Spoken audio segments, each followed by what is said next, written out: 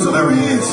They're going and they're moving the cart. And as they're moving the cart, they find themselves in a shaky place. The Bible says the oxen shook the ark. And when it shook the ark, all of a sudden the ark seemed as if it was getting ready to fall over. Every now and then in life, when you hit a shaky place, it might seem like it's going to knock you over. But I want to tell you today that God will stand up on your behalf and make sure that even though you find yourself, it won't take you under. It won't take you under. It won't take you under.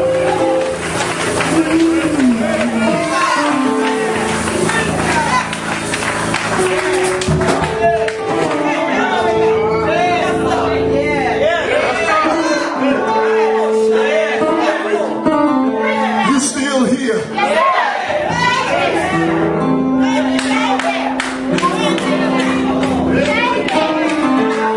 Shaky places.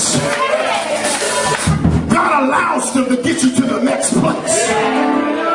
That's why I can't let them fall. But can I give you some revelation to something?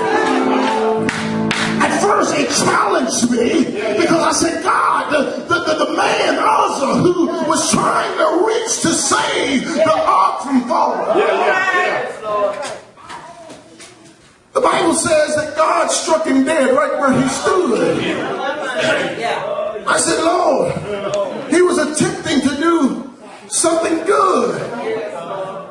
Why would you strike him down? I'm just telling you, I felt what David felt. David, the Bible says in verse 7, he was displeased. He said, Lord, help me to understand. He says, okay, let me help you.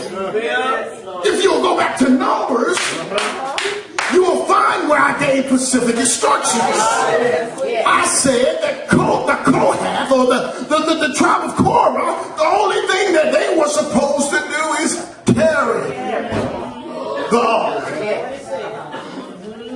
The priests were the only ones that could touch it. But Korah, all you can do is carry it. And I started to think, I said, Lord, I understand that. But he was just trying to help. God said, listen, let me enlighten you about something. There's sometimes when you're trying to help, but it goes against my instructions. When it goes against what I had already mandated. Doesn't matter how good it looks or how good it feels. It makes absolutely no difference at all. Because I said only the priest should be able to touch the ark. And so what I'm trying to tell you today is when God gives you instructions. Let me put this in perspective. David wanted the presence on the ark back in the city. God had already told him how to get the ark back. He decided that he was going to get there like he wanted to get there. God said, I ain't got to accept what you trying to give me because I already gave instructions on how I wanted to get carried out. What am I trying to tell you? That if you desire for the presence of God to come back, then know what he said and do it like he said, do it. Coming to church ain't gonna get it back. Putting the Bible under your head ain't gonna get it back. Knowing one or two verses of scriptures ain't gonna get it back.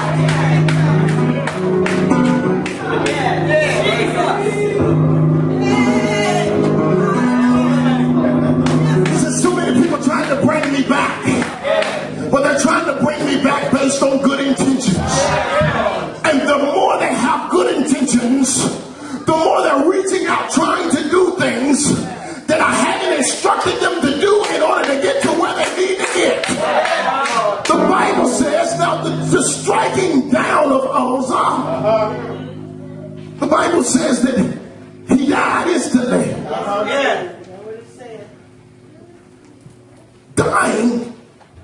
a separation. Could I be carrying the ark, which represents me carrying the presence, but at some point decide I'm going to do it my way? Thank you, Lord Jesus. And when I reach my hand, I'll die or become separated from the presence of God because I started trying to do it my way. The Bible says that it struck him down instantly. And when it was struck him down, the death came upon him and there was a separation. But the Bible says, now I want you not to lose focus, that David is still the source of our character, primary person. Because his desire was to get the presence back to the kingdom. Now I want you to see this now, because as he was going, he recognized that somewhere along the way, I didn't do what the instructions told me to do. So what I need to do is I got to get my mind and my head together. So I want y'all to take the ark and drop it off at Obed-Edom's house and let me go in prayer and see about getting this thing back to where I need to do, because I don't want to suffer separation of nobody else. So let me get myself, drop it off. Sometimes the Bible says Obed-Edom was blessed because of the ark. Some things that you're going through is to be a blessing for somebody else. So you don't need to sit back and be complaining about it, because where you made the mistake, it became a testimony for somebody else. The Bible says that whenever the presence was in Obed-Edom's house, the Bible says not only was Obed-Edom blessed, but his whole house was blessed.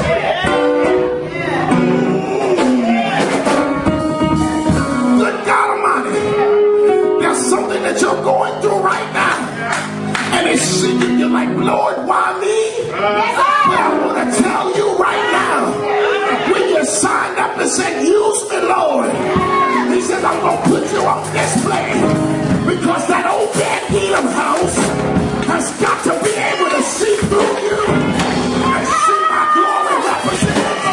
I don't know who I'm talking to, but I want you to know today that it was all for the glory of God.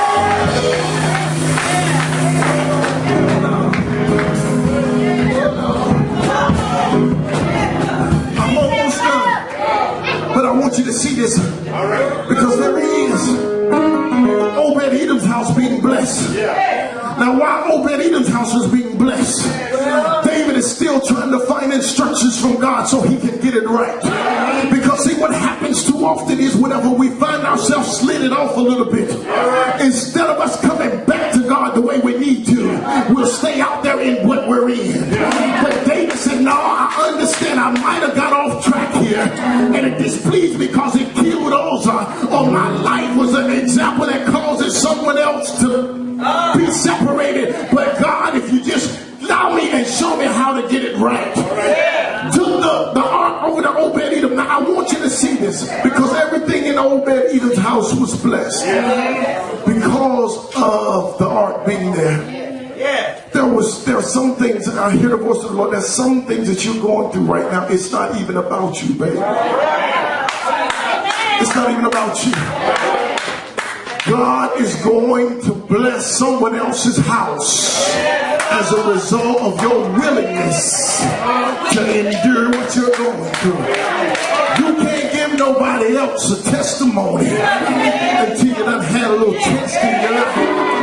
See, I want to talk to somebody who knows what it means to struggle, who knows what it means, though, to know at the end of the struggle that He will supply every one of my needs. I don't know that because of what you said, but I got my very own personal testimony to where I know God was the one that made a way out of no way. I'm getting ready to close. So Obed-Edom's house was blessed, and everything that he touched in the house was blessed. But David still longed for the presence of God, so he had to go back to the house of Obed-Edom and get the Ark of the Covenant, because his desire was to get it to the city. Now, as as he went back to get the ark and he was on his way, this time there was a different type of reverence for the ark, because the Bible says, can I hoop a little bit? The Bible says that they took about 6 steps. 1, 2, 3, 4, 5, 6. Once they got to the 6th step, the Bible says that they made a sacrifice unto the Lord. So, said every 6th step from that point on, they made a sacrifice unto the Lord. What are you trying to say to me today? There's something about whenever you get the presence, when you realize what's going on, there's a different type of reverence when you realize that I'm on my way back to getting myself in the presence of God. There's a deeper type of reverence, because you know that he could have left you out there. You know that you could have, but he drove you in. He drove you in. Anyway, he pulled you in. And every 6th step I got to sacrifice. That means it's not my will, but your will be done. Because he realized that the Bible says that he started dancing until he danced outside of his clothes. There's something about when you begin to bless God, when you know the importance of the presence of God, that it'll make you shout when nobody else is shouting. It'll make you praise when nobody else is praising. It'll make you dance when nobody else is dancing. Because I know that it's nobody but Jesus.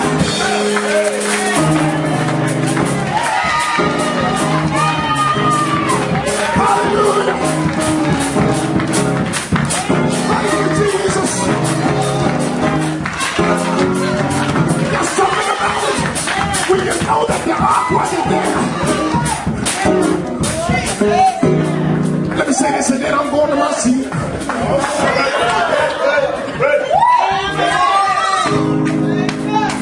You might remember when Jesus was 12 years old.